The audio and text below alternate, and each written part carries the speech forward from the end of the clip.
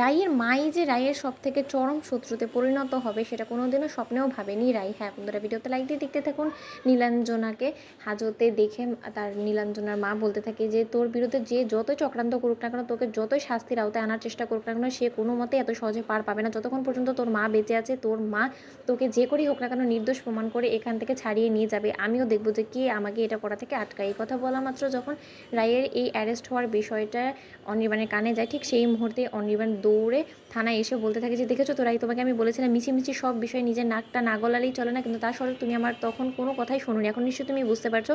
আর মা আপনিই বা কী বলুন তো, আপনি কি অন্ধ হয়ে গিয়েছেন বলুন তো? আপনি আপনার মেজো মেয়ের ভালোবাসায় আপনি পুরোপুরি বিবেকবোধ সব কিছু হারিয়ে গিয়েছে আপনার। নয়তো বা আপনি কী করে রাইকে দোষারোপ করছেন বলুন তো? যেখানে কিনা যে মেয়েটার জন্য আজকে আপনার মেয়ের বড় ধরনের কোনো শাস্তি হওয়া থেকে রক্ষা পেয়েছে, আজকে সেই মেয়েটাকে আপনি অপরাধী সাজানোতে উঠে পড়ে লেগেছেন বলুন তো?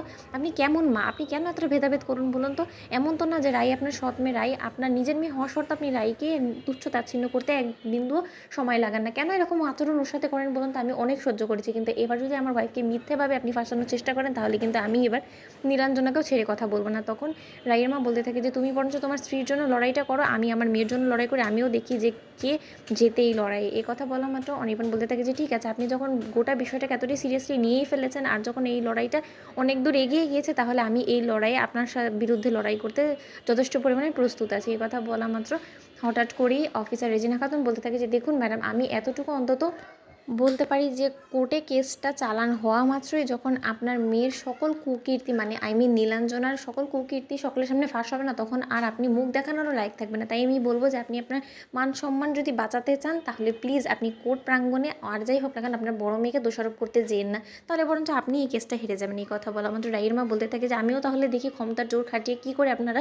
নীলুকে শাস্তির আওতায় আনেন। তখন নীলু বলতে থাকে চিৎকার করে যে মা তুমি প্লিজ আমাকে যে করেই হোক না কেন এখান থেকে বাঁচাও, কারণ আমি খুব ভালো করেই জানি যে আমার যাতে শাস্তি হয় সেই রকম সকল ব্যবস্থাই এবার রাই দিদিভাই সূর্যের সাথে হাত মিলিয়ে করার চেষ্টা করবে। তাই প্লিজ তুমি কোনো একটা ভাবে কিছু একটা করে আমার বিরুদ্ধে লয়ার দাঁড় করানোর চেষ্টা করো। তখন রাইয়ের দাদাভাই বলতে থাকে যে দেখ নীলু, তুই একদম ঘাবড়াবি না, আমাদের চোখ খুলে গিয়েছে, আমরা খুব ভালো করেই বুঝতে পারছি যে তোকে ইচ্ছাকৃতভাবে ফাঁসানোর জন্য রাই ঠিক কী কী করেছে। এখন শুধু এই জিনিসটাই কোর্টে করার অপেক্ষা। আমরা প্রয়োজনে আমাদের বাড়ি অবধি বন্ধক রেখে দেবো, কিন্তু তারপরও আমরা তোর কেস জেতার জন্য ভালো থেকে ভালো আমরা লয়ার জোগাড় করবো, তুই একদম নিশ্চিন্ত থাকতে পারিস। তখন এই কথা বলা মাত্র নীলু বলতে থাকে যে তাহলে কি বর্দি ভাই এরকম করেই বাহিরেই ঘোরাফেরা করবে আর আমি এখানে জেলে পৌঁছে মরবো? তখন অফিসার রেজিনা খাতুন বলতে থাকে যে দেখুন আপনার বড় বোনের এখনও পর্যন্ত অপরাধটা তো প্রমাণিত হয়নি, তাই আপাতত রাই জামিনে থাকতে পারে, তাতে কোনো প্রবলেম নেই। কারণ রাইয়ের বিরুদ্ধে তথ্য প্রমাণ তো আপনার মাকে জোগাড় করতে হবে, আর আপনার মাকে তো সময় দিলাম আমি, যতদিন পর্যন্ত না সে জোগাড় করতে পারছে ততদিন পর্যন্ত রাই বাহিরেই থাকবে। তো বন্ধুরা, ভিডিওটি ভালো লেগে থাকলে লাইক এবং শেয়ার করে সাবস্ক্রাইব করতে ভুলো না।